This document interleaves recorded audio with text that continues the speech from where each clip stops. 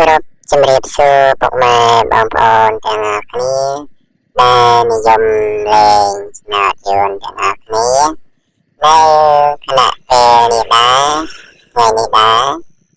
ហើយបងប្រាប់លេខឆាត់បានមកទៀតហើយតែមុននឹងឈានដល់វីដេអូសូមពឹងពុកម៉ែបងប្អូនម្នាក់មួយ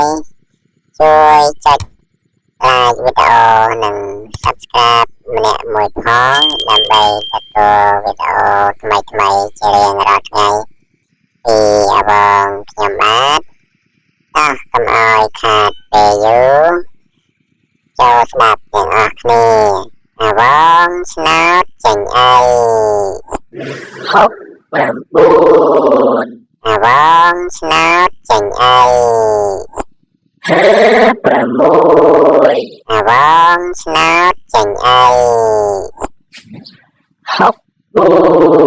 64